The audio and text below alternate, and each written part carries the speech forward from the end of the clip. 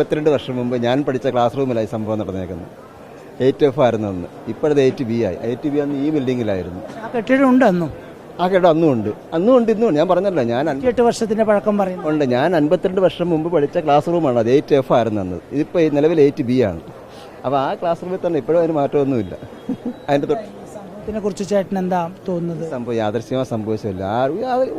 ആരെയും കുറ്റപ്പെടുത്താനാവാത്തൊരു സാഹചര്യം. അവൻ്റെ അന്നേരത്തെ ഒരു മാനസിക നിലയിൽ അവൻ ചെയ്തൊരു പ്രശ്നം. അങ്ങനെ ലൈൻ പോവാൻ പാടില്ലല്ലോ സ്കൂളിന്റെ അടുത്ത്. അത് തന്നെ, കുഞ്ഞല്ലേ, അവന്റെ അന്നേരത്തെ ഒരു മാനസികാവസ്ഥ. എന്റെ ചെരുപ്പ് എറിയാമെന്നുണ്ടെങ്കിൽ തിരിച്ചെടുക്കാനും എനിക്കറിയാമെന്നും പറഞ്ഞുള്ള ഒരു ACBന്റെ ലൈൻ സ്കൂളിന്റെ അത്ര അടുത്തേ പോയിക്കൂടാന്നുള്ള.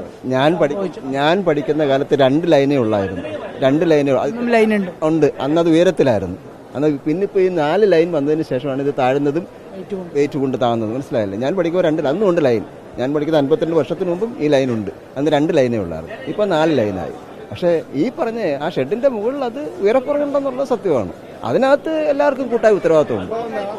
നാളെ കാലത്ത് ഇപ്പൊ ഇത് സംഭവിച്ചു. നേരത്തെ ആയിരുന്നെങ്കിൽ എന്തുവായിരുന്നു സ്ഥിതി? അതായത് ലൈൻ താന്ന് പിന്നെ സൈക്കിൾ വെക്കുന്ന ഷെഡിന്റെ താഴെ തട്ടുമ്പോൾ ഇഷ്ടംപോലെ പിള്ളേർ രാവിലെ വരും, ഒന്ന് കളിച്ചുകൊണ്ടിരിക്കും. പിന്നെ ഞാനിവിടെ 25 കൊല്ലം മുമ്പ് ഞാൻ പഠിച്ച സ്കൂളാണിത്. ആളാണോ പ്രദേശവാസി? 1 കിലോമീറ്റർ അപ്പുറം ഉള്ളതാണ് ഞാൻ. ആലോചിച്ച് നോക്ക്.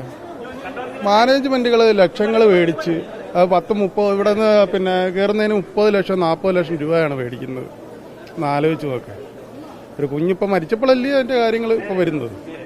അതിന് മുമ്പ് ആ ലൈൻ കമ്പിയാ കിടക്കുന്നത് താന്ന് അതിനകത്ത് തട്ടിക്കിടന്നായിരുന്ന എന്തുവായിരുന്നു സ്ഥിതി? ഇത്ര പിള്ളേർ ഇത്ര ജീവൻ പോയാൽ അതൊന്നും നോക്കുന്നൊന്നുമില്ല.